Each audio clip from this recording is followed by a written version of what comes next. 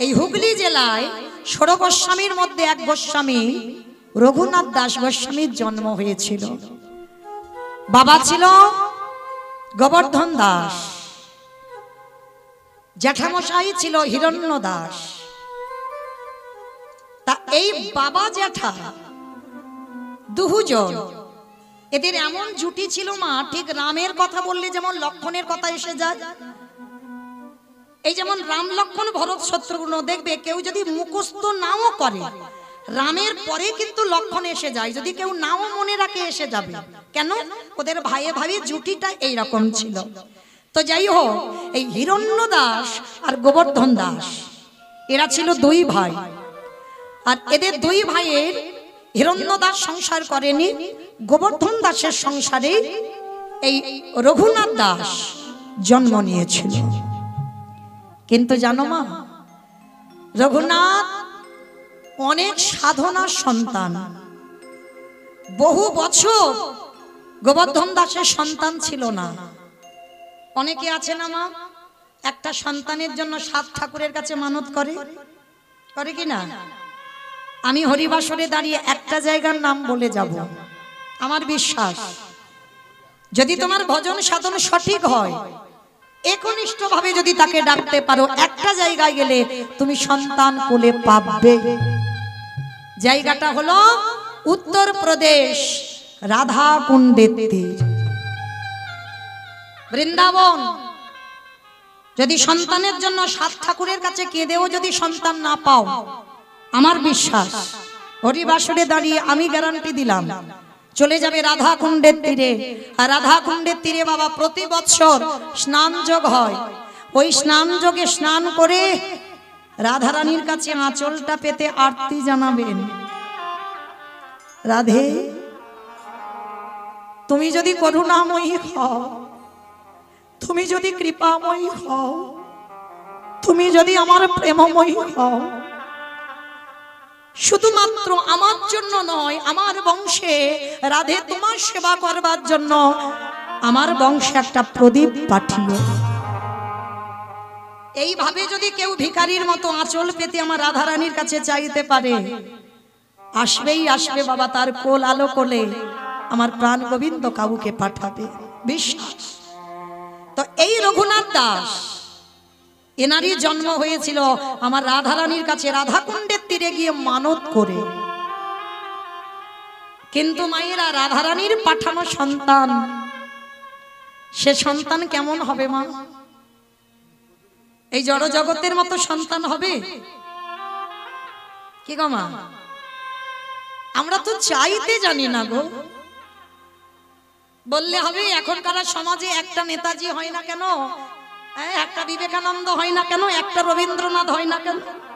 কারণ আমরা তো চাইতে জানি না। আমি আমার মায়েদের কথা বলছি, আমিও একটা নারী। আমরা কোনোদিন স্বামীর কাছে চেয়েছি, স্বামী আমার একটা কৃষ্ণ বলা সন্তান দাও? বারের জ্ঞান নেই, সময়ের জ্ঞান নেই, তিথির জ্ঞান নেই, কোনো কিছুর জ্ঞান নেই, জানি না বাবা কি করে সাধনা করে স্বামীর কাছে পুত্র সন্তান চাইব। তাহলে তুমি চাইতে তো আগে শিখবে, তারপরে তো তুমি একটা কৃষ্ণ ভক্ত সন্তানের মা হবে। আর তুমি যদি সারা জীবন চাইতে না শিখলে, তাহলে তুমি কি করে একটা ভক্তের মা হবে? এইগুলো শেখাতে হয়, এগুলো জানতে হয়। যদি বলেন বাবা এটা আমার কথা নয়, আমি বলছি না, আমার একটা কথা বিশ্বাস করতে হবে না, কিন্তু গ্রন্থ জানো, কশ্যপ মুনি নামে এক মুনি ছিল, ভালো করে শুনবেন। এই কশ্যপ মুনি 17টা স্ত্রী ছিল, একটা নয় দুটো নয়, 17টা স্ত্রী। আর 17টা স্ত্রীর মধ্যে মাত্র 4টি ছিল পাডরানী, দিতি, অদিতি, কদ্রু, বিনতা। ভালো করে শুনে নাও মা, কেন আমরা ভালো ছেলের মা হতে পারি না? কেন আমাদের ছেলেগুলো অসৎ হয়? কেন ছেলেগুলো অসৎ পথে যায়? শুনে নাও। তো এই 4 জন রানী, দিতি, অদিতি, কদ্রু, বিনতা, 4 জন রানীকে রেখে কশ্যপ মুনি তপস্যায় গিয়েছিল 12 বছর। আর 12 বছর যখন তপস্যা করছিল, 4টে রানী ঘরে বসে বসে কান্নাকাটি বাঁধিয়ে দিয়েছে। কেন কাঁদছে? দেখবেন মা, একটা নারী জীবনে যদি সব সুখ থাকে, যদি একটা সুখ না থাকে, সে সারা জীবন কাঁদে। বলো তো কি? মোবাইল, সন্তানের সুখ এটা লাগে না। ও তুমি রাজরানী করে রাখলেও জনম দুঃখী মাকে কাঁদতে হয়। ভালো করে বিচার করে দেখেন, মা কশ্যপ মুনি ফিরে এসে 4 জন রানীকে ডেকেছে। বড় রানী, মেজ রানী, সেজ রানী, ছোট রানী, এদিকে এসো। কি হয়েছে তোমাদের? টাকা পয়সা ঘর বাড়ির কিছু অভাব রাখিনি, 4 জনে কাঁদছো কেন বসে বসে? তোমরা জানো তোমরা যদি কাঁদো আমার 12 বছর তপস্যা বিফল হয়ে যাচ্ছে। স্বামী, আমরা এমনি এমনি কাঁদছি না, আমরা 4 জনের সন্তানের মা হতে চাই। বাহ, এই আশা, ঠিক আছে যাও।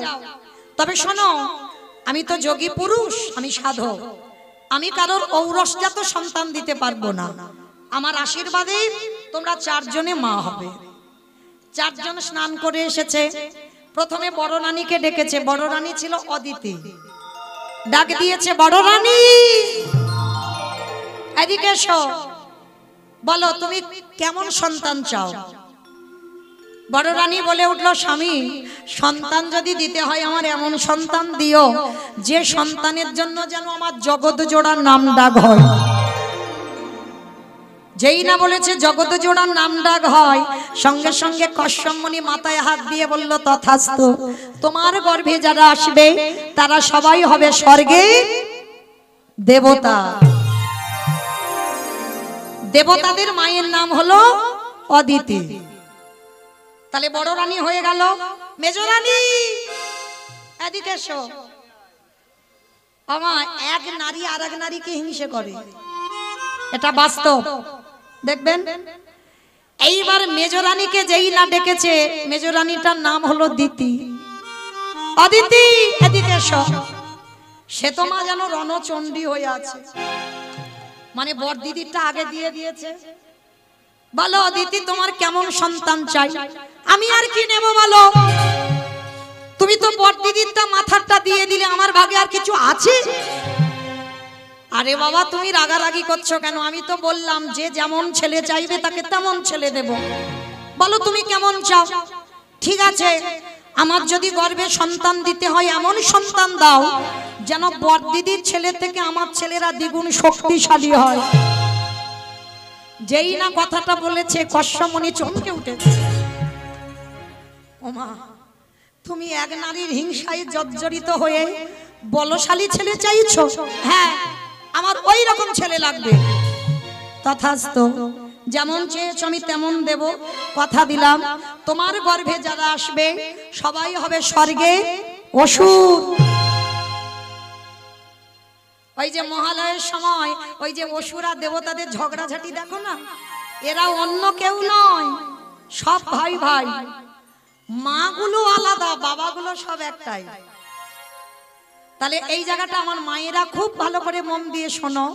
তাহলে গন্ডগোলটা কি বাবা বাবার হচ্ছে? গন্ডগোল কাদের? আমাদের চাওয়ার গন্ডগোল।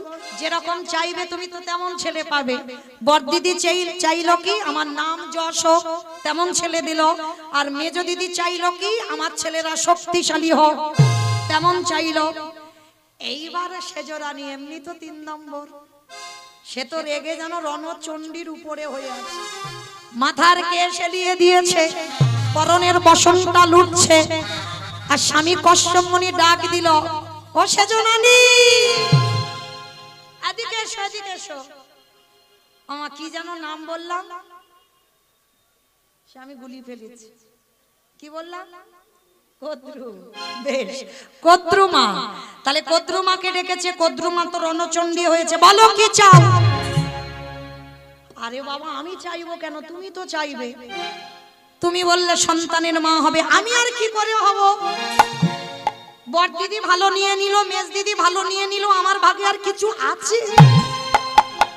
আরে বাবা তুমি এত রাগারাগি করছো কেন? বলো না তুমি কেমন ছেলে চাও। আমি তো কথা দিয়েছি যে যেমন চাইবে তাকে তেমন দেব। ঠিক আছে, তাহলে একান্ত যদি আমার গর্ভে দিতে চাও দাও। ওই বড় দিদি নয়, মেজ দিদি নয়, ওদের দুজনের শুধু ছেলে নয়, গোটা পৃথিবীর মানুষ যেন আমার ছেলেকে দেখে ভয়ে থরথর করে কাঁপে। যেই না কথাটা চেয়েছে না কশ্যপ মুনি দেবে কি নিজে ভয়ে কাঁপছে। হ্যাঁ গো কদ্রু, তোমার ছেলেকে দেখে গোটা পৃথিবীর মানুষ কেঁপে উঠবে, বলে হ্যাঁ আমার ওই রকম ছেলে লাগবে। বেশ, কথা দিলাম তোমার গর্ভে যারা আসবে তারা কেউ সাধারণ নয়, যারা যারা তোমার গর্ভে আসবে তারা সবাই হবে বিষধর। কে গো? সাপ। পৃথিবীতে যত রকমের সাপ আছে, আর সাপকে দেখে কে না ভয় পায়? পৃথিবী সবাই কাঁপে না, ভয় পায় না? তাহলে কদ্রুমার গর্ভে যারা এলো, পৃথিবীর যত রকমের সাপ ওই কদ্রু মায়ের গর্ভে। তাহলে বড় রানী, সেজ রানী, মেজ রানী হয়ে গেল, মানে 3 নম্বর হয়ে গেল। এইবার ছোট রানীটা যেন কি বললাম, কি বললাম? বিনতা। এইবারটা শোনো, ছোটটার নাম হচ্ছে বিনতা। আর দেখবেন অনেকের একটু আদর করে নাম ছোট করে ডাকে না, যেমন আমার নাম মৌমিতা, আমার মা আদর করে মৌ বলে ডাকে, ছোট করে। এগুলো আদরের নাম, স্নেহের নাম, ভালোবাসার নাম। তো যাই হোক, এই স্বামী বিনতাকে বিনতা বলে না, ছোট করে ডাকে, অবিন এদিকে এসো। এ কি তোমার চোখে জল, তুমি কাঁদছো? ও বুঝেছি, তোমার বড় দিদি, মেজ দিদি, শেষ দিদি নিয়ে নিল, আর তোমার ভাগে কিছু নেই, ওই জন্য কাঁদছো? না স্বামী, আমি ওই জন্য কাঁদিনি। তো ভালো করে শুনবে মা, এই জায়গাটা খুব দরকার জানা। নারী আমরা সবাই, এখানে অনেকে আমরা নারী, আমিও একজন নারী, কিন্তু সবার স্বভাব, চরিত্র, ব্যবহার, চলাফেরা কি এক হবে? কখনো এক হবে না। তো আজকে 3 জনের চরিত্র শুনলেন, এবার 4 জনের জায়গাটা দেখেন। স্বামী ডাক দিয়েছে, অবিন আমার কাছে এসো। বলো তো দেখি, তুমি চোখের জল মোছো, বলো তুমি কেমন ছেলে চাও? আমি জানি তুমি ভয় পাচ্ছ, বড় দিদি, মেজ দিদি, শেষ দিদি নিল, আর তুমি ছোট, তোমার ভাগে ভালো কিছু নেই, ওই জন্য কাঁদছো। না স্বামী, তাহলে কেন কাঁদছো? বলো তুমি কেমন সন্তান চাও? মাথাটা নিচু করেছে, গলদেশে কাপড় দিয়ে আঁচলটা পেতেছে। স্বামী, আমি তোমার কাছে চাইব, কিন্তু কথা দাও আমি যেমন সন্তান চাইবো তুমি আমায় দেবে। আরে বাবা, আমি বললাম তো, তোমার বড় দিদিদের দিলাম, মেজ দিদির দিলাম, শেষ দিদির দিলাম, আর তোমার দেবো না? বলো কেমন ছেলে? না ওরকম করে নয়, তুমি একবার আমার মাথা ছুঁয়ে বলো যে আমি যেমন ছেলে চাইবো তেমন দেবে। আরে বাবা, মাথা ছোঁয়ার কি আছে? আমি তো বললাম দেবো। আচ্ছা ঠিক আছে, তবু যখন বলছো আমি মাথা ছুঁয়ে বললাম, তুমি যেমন সন্তান চাইবে তেমন দেব। বলো। গলদেশে বসনে দিয়ে স্বামীর চরণে প্রণাম করে চাওয়াটা দেখেন। আগে 3 জন চেয়েছে, আর এর চাওয়াটা দেখেন। আঁচলটা স্বামীর চরণে পেতে দিয়ে বলল, স্বামী গো, তোমার কাছে আমি বড় দিদির মতো সন্তান চাই না, মেজ দিদির মতো সন্তান চাই না, ওই সেজ দিদির মতো সন্তান চাই না। সত্যি যদি আমাকে কিছু দিতে চাও, আমার গর্ভে তুমি একটাই সন্তান দিও। তবে মনে রেখো, যে সন্তানে তুমি আমার গর্ভে দান করবে, যেদিন আমার নিদানের সময় হবে, যেদিন আমার চাচা জানা বাঁশির দোলায় নিয়ে যাবে, তুমি এমন সন্তান আমার গর্ভে দান করো, সে যেন কৃষ্ণ কৃষ্ণ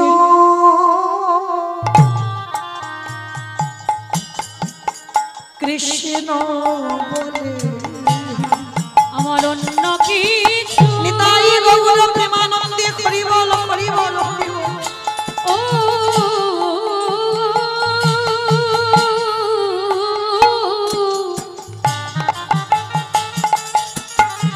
অন্য কিছু চাহি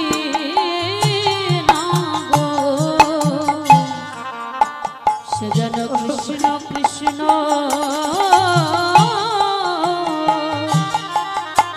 কৃষ্ণ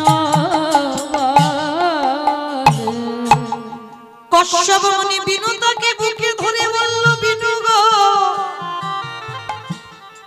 তুমি আমার বউ নও, তুমি আমার স্ত্রীও নও, তুমি হলো আমার সাধন ভজনের অর্ধাঙ্গিনী, তুমি হলে আমার সহধর্মিণী, তোমার মতো যেন বধূ আমি জনমে জনমে পাই। শোনো, তোমার গর্ভে আমি বেশি নই, তোমার গর্ভে আমি দুটো ছেলে দিলাম, একটা সন্তান হবে অরুণ পাখি, যেটা হবে বাবা সূর্যদেবের বাহন অরুণ পাখি, আর আরেকটা সন্তান হয়েছিল গরুড় পাখি। আশীর্বাদ দিয়ে দিলাম, তোমার ছেলে শুধু কৃষ্ণ ভক্ত হবে না, ও যে নারায়ণকে কাঁধে কাঁধে নিয়ে বেড়াবে।